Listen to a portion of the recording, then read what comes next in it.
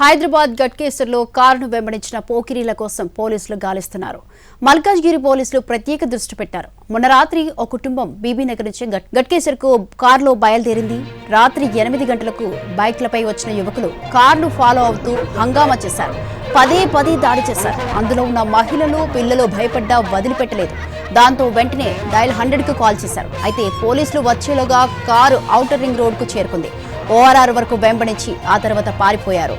అత్యంత రద్దీగా ఉండే రోడ్డులోనే ఇలాంటివి జరగడం ఆందోళన కలిగిస్తోందని చెప్పింది బాధితుడి సోదరి భార్గవి. తన అన్న కుటుంబానికి జరిగిన ఘటనే రేపు మరో కుటుంబానికి జరగొద్దనే ఇన్స్టాలో వీడియో పోస్టు చేశారని తెలిపింది. పోకిరీల చేష్టలు మితిమీరిపోయాయంటున్న భార్గవితో మా ప్రతినిధి Ramesh Vaitla face to face. హైదరాబాద్లో పోకిరీలు రెచ్చిపోతున్నారు. ఏదైతే గట్కేసర్ ఔటర్ రింగ్ రోడ్ సమీపంలో జరిగిన ఒక సంఘటన సంబంధించి ఒక యువతి పెట్టిన వీడియో ఇప్పుడు వైరల్ అవుతుంది. అదే సమయంలో పోలీసులకు ఫోన్ చేస్తే వాళ్ళు ఏం చెప్పారు అనే విషయాలు కూడా మాట్లాడడానికి ప్రస్తుతానికి భార్గవి మనతో ఉన్నారు. భార్గవి, చెప్పండి, మీరు ఒక వీడియో చేశారు, ఒక వీడియో పోస్ట్ చేశారు, దానికి సంబంధించి పూర్తి వివరాలు ఏంటి? యాక్చువల్లీ మా రిలేటివ్స్ ఒక ఫంక్షన్కి వెళ్ళారనమాట, ఈవినింగ్ ఫంక్షన్. సో అక్కడికి వెళ్ళినప్పుడు మధ్యాహ్నం టైం అట్లా అవుతుంది. రిటర్న్ బీబీనగర్ టు గట్కేసర్ రూట్లో వస్తున్నారనమాట. సో వచ్చే దారిలో ఒక ఆల్మోస్ట్ 20 మినిట్స్ చేంజ్ చేసిరంట వీళ్ళు. ఆల్రెడీ వాళ్ళు జర్నీలో ఉన్నప్పుడే మాకు కాల్ చేస్తున్నారు, ఎందుకంటే మా అత్తయ్య వాళ్ళ డాటర్ కూడా అందులో ఉంది. మొత్తం మా అన్న వాళ్ళ వైఫ్, ఇంకా మా వదిన, ఇంకా మా బాబాయ్ వాళ్ళ పిల్లలు, ఆల్మోస్ట్ ఒక పిల్లలు 3 ఉన్నారు, పెద్దవాళ్ళు 4 మెంబర్స్ ఉన్నారు. అందరూ వెళ్తుంటే అట్లా అటాక్ జరిగినప్పుడే మా అత్తయ్య కాల్లో ఉన్నారనమాట. సో వాళ్ళు ఏడవడం అవన్నీ కూడా మేము లైవ్లో వింటున్నాం, చూస్తున్నాం. సో మేము వాళ్ళకు 100కి కూడా కాల్ చేసి చెప్పమని చెప్పినాము. సో వాళ్ళు కాల్ కూడా చేసిరు. వాళ్ళు పోలీస్ వాళ్ళు కూడా రియాక్ట్ అయ్యారు. వాళ్ళు కూడా లైన్లో ఉండే మాట్లాడుతున్నారు. So and so respective police స్టేషన్కి కూడా కనెక్ట్ చేసిరు. బట్ కనెక్ట్ చేసి వీళ్ళని మళ్ళీ కాల్ బ్యాక్ చేసే గ్యాప్లోనే మా వాళ్ళు ఓఆర్ఆర్ ఎక్కేసి కొంచెం సేఫ్ పొజిషన్కి వెళ్ళిపోయారు అనమాట. వాళ్ళు మీ వాళ్ళ వెంట ఎందుకు పడ్డారు, దేనికోసం పడ్డారు, అసలు ఇష్యూ ఏం జరిగిందని? అది యాక్చువల్లీ క్లారిటీ లేదు. వాళ్ళు ఫుల్ తాగేస్తున్నారంట. ఒక 3-4 బైక్స్ ఇద్దరు ఉన్నారు. ఫుల్ ఎంత తాగిరంటే వాళ్ళకి బైక్ కూడా నడపడానికి వస్తలేదు, అంత తాగేస్తున్నారంట. మా అన్నయ్య ఏమన్నాడంటే ముందు కార్ని వాళ్ళు ఇట్లా కొట్టడానికి ట్రై చేసిరంట, అంటే గుద్దడానికి ట్రై చేసిరంట.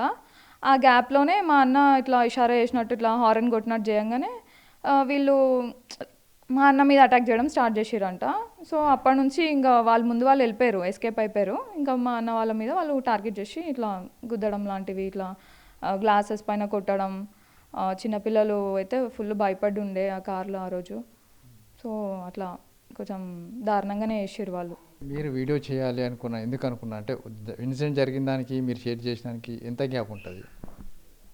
ఇన్సిడెంట్ నిన్న జరిగితే నేను ఇవాళ షేర్ చేసేసిన. నేను షేర్ చేయడానికి కూడా రీజన్ ఏంది అని అంటే, ఆ చేసినోనికన్నా భయం ఉంటుంది ఫస్ట్. నెక్స్ట్ టైం వాడు చెయ్యడు, వానికి చేయాలన్న ఆలోచన కూడా రాదని నా ఫీలింగ్.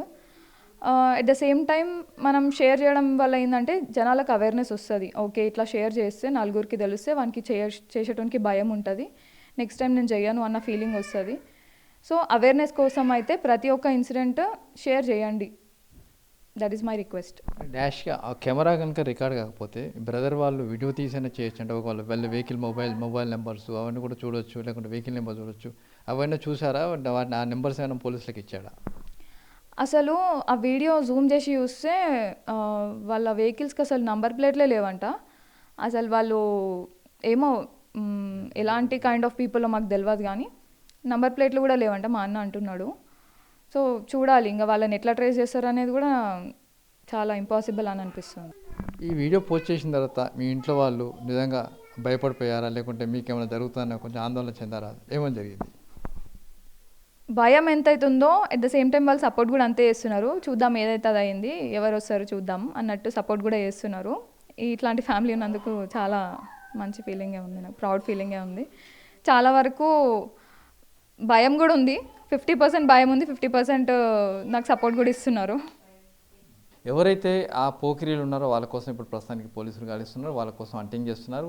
ఎక్కడైతే సంఘటన జరిగిందో సంఘటన మొత్తాన్ని కూడా ఉన్న సీసీ ఫుటేజ్ మొత్తంగా అధికారులు సేకరించే పనిలో ఉన్నారు. ఎందుకంటే ఆ రోడ్లో ఉన్న సీసీ ఫుటేజ్ కావచ్చు, లేకుంటే మిగతా సంబంధించి ఎవరైనా వీడియో తీస్తే ఆ వీడియో సంబంధించి వీడియోలు కూడా కావాలని కూడా అడుగుతున్నారు. అయితే ఇప్పటికీ యువతి అయితే ధైర్యంగా ఆ సంఘటన సంబంధించి సోషల్ మీడియా పోస్ట్ చేయడం, అది వైరల్ కావడం, పోలీసులు వాళ్ళ కోసం వెతుకడం. అయితే ఇప్పుడు చూస్తే ఇలాంటి సంఘటన జరిగినప్పుడు మనకెందుకు లేని ఊరుకోకుండా ఇలాంటి సోషల్ మీడియాలో పోస్ట్ చేసినప్పుడే మిగతా వాళ్ళకు బూస్టింగ్ వస్తుంది, మిగతా వాళ్ళకు ఒక మనోధైర్యం కలుగుతుందని చెప్పి ఆ యూత్ చెప్తుంది. కెమెరామెన్ ప్రభాకర్తో రమేష్ వేట్ల ఏంటి.